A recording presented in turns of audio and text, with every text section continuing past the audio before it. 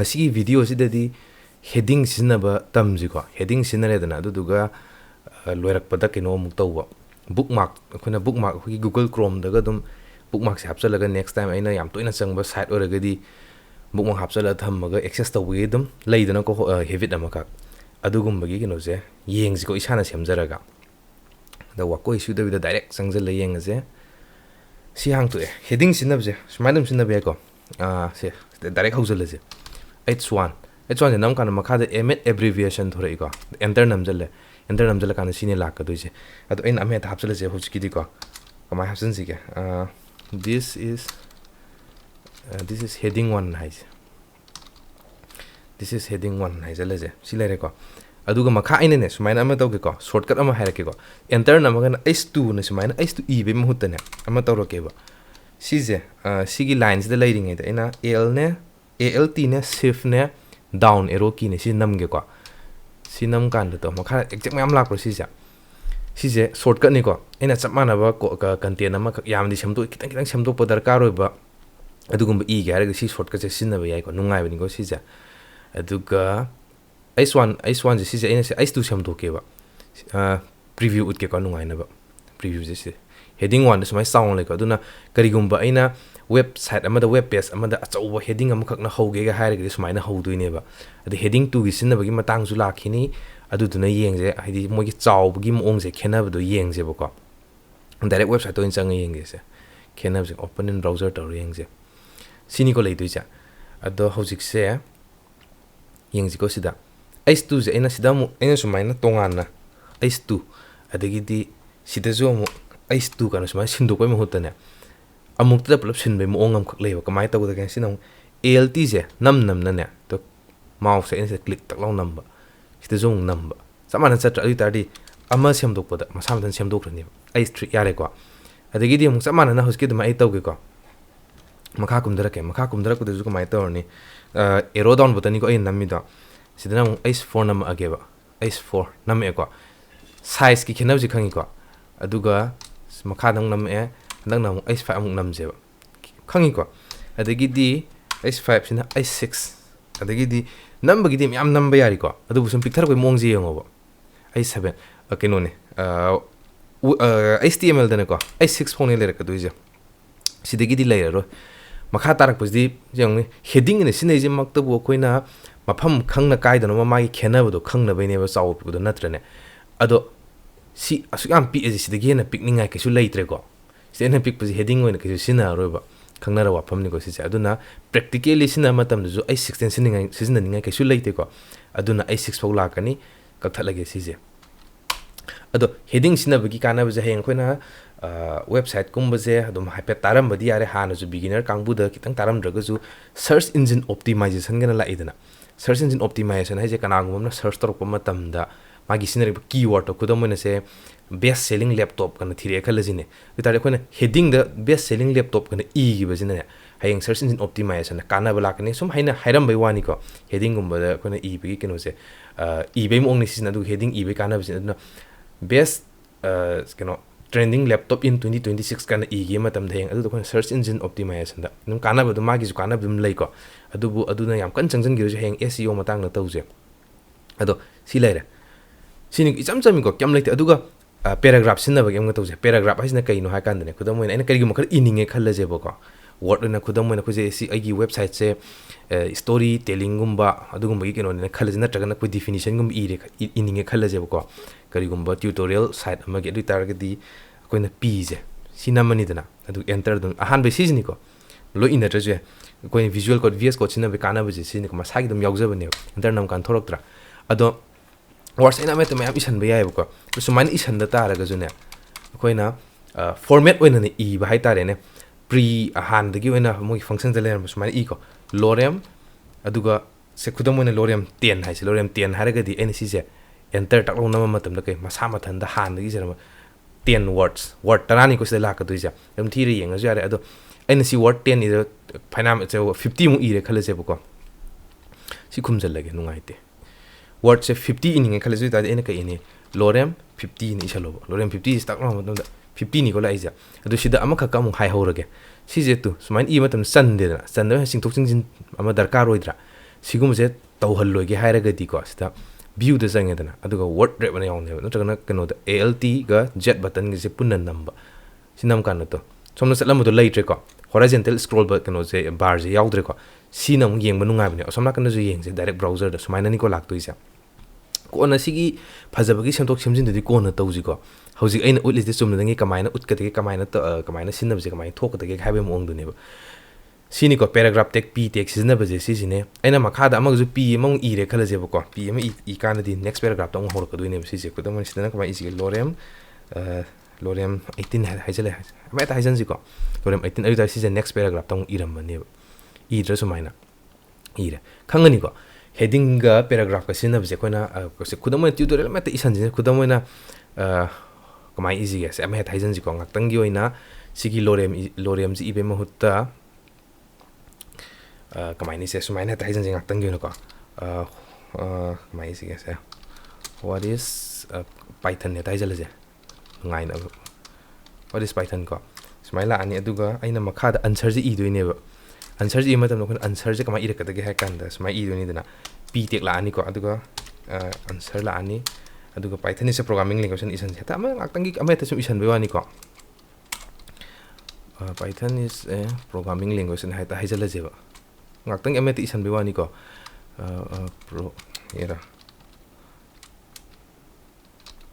programming language kaina taise khud ka ka fazal Python is a programming language masum ibe wan do do paragraph y sentence fazana ure dana ko ado hayeng paragraph oina sum ibe gi se ina hoi sumaina i drzya ko hojiki yare sine paragraph use to we mong je khangani ko heading use to ba paragraph use to je khangani ko aduga sigi mathang dagi de koina practical na bookmark ki do aina se bookmark ki have do tawra yeng je ko si ka thalage ko so darkar oide means khangabani na bookmark sina kama igi da ga kan sumaina ko heading 1 sinna je ko h1 sinna je adu duka si keno pi de yaro indentation khar pi ge ko khar yei sal manu de tanghan ge h1 hara kan ko na sumaina i je ko kama easy ge my bookmark an haira je my bookmark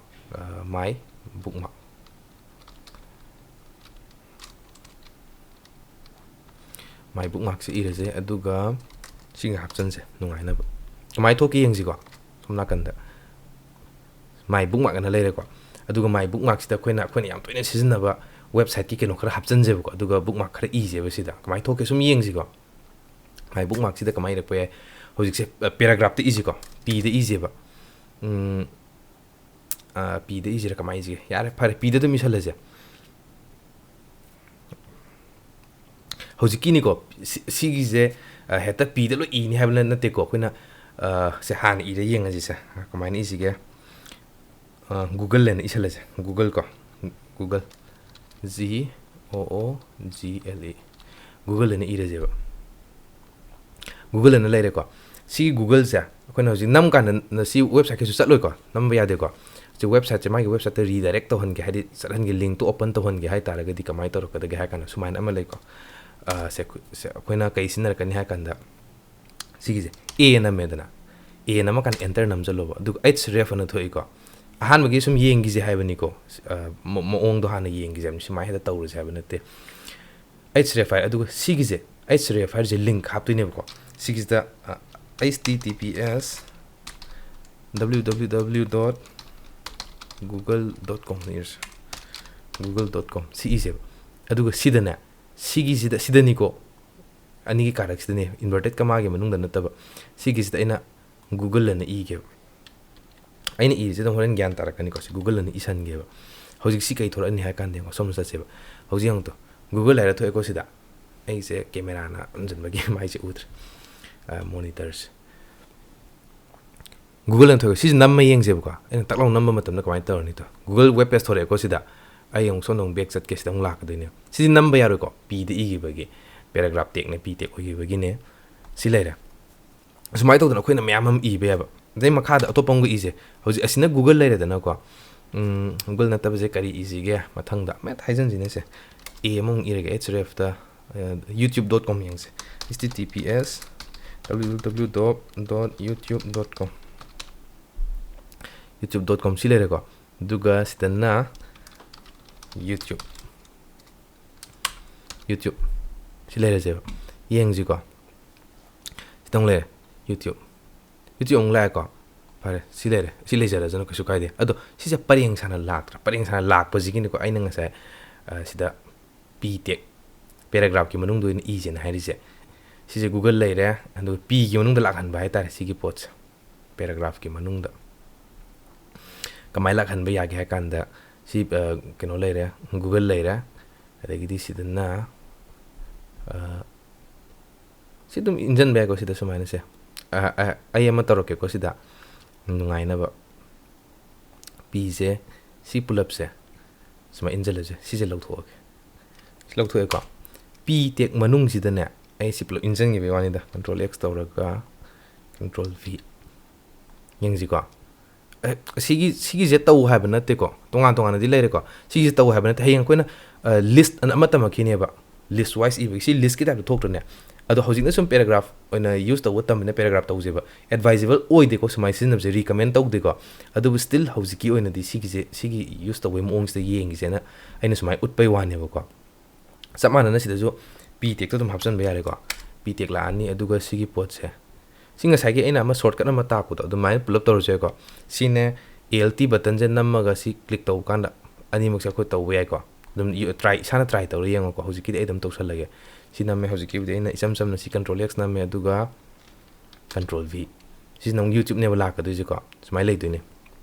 ꯑꯗꯣ ꯑꯃꯈꯛꯀ ꯍꯥꯏꯔꯝꯒꯦꯀꯣ ꯁꯤꯗ ꯃꯌꯥꯝ ꯇꯧꯔꯣꯏꯁꯦ ꯀꯥꯟꯅꯗꯦ ꯁꯤꯗ ꯑꯩꯅ ꯒꯨꯒꯜꯁꯦ ꯊꯛꯂꯥꯎ ꯅꯝꯕ ꯃꯇꯝꯗ ꯁꯦꯝ ꯄꯦꯖꯇ load ꯇꯧꯗ꯭ꯔꯥ ꯁꯤꯒꯤꯁꯦ ꯑꯩꯈꯣꯏꯅ ꯀꯩꯒꯨꯝꯕ ꯀꯥꯟꯗ ꯁꯨꯃꯥꯏꯅ ꯎꯔꯝꯃꯅꯤ ꯁꯤ ꯇꯛꯂꯥꯎ ꯅꯝꯕ ꯃꯇꯝꯗꯅꯦ ꯅ꯭ꯌꯨ ꯄꯦꯖꯇ ꯑꯣꯏꯅ ꯆꯠꯄ ꯅ꯭ꯌꯨ ꯇꯦꯞꯇ ꯑꯣꯏꯅ ꯍꯥꯡꯕ ꯑꯃ ꯂꯩꯗꯅꯀꯣ ꯑꯗꯨꯒꯤꯗꯣꯀꯃꯥꯏꯅ ꯇꯧꯒꯗꯒꯦ ꯍꯥꯏꯕꯗꯨꯝꯁꯨ ꯎꯠꯂꯛꯀꯦꯕꯀꯣ ꯑꯃꯅ ꯀꯃꯥꯏꯅ ꯇꯧꯕ ꯌꯥꯏ ꯍꯥꯏ ꯀꯥꯟꯗ ꯁꯤꯒꯤꯁꯦ ꯅꯣꯔꯃꯦꯜꯗ ꯁꯤꯒꯤ ꯕꯇꯟꯁꯦ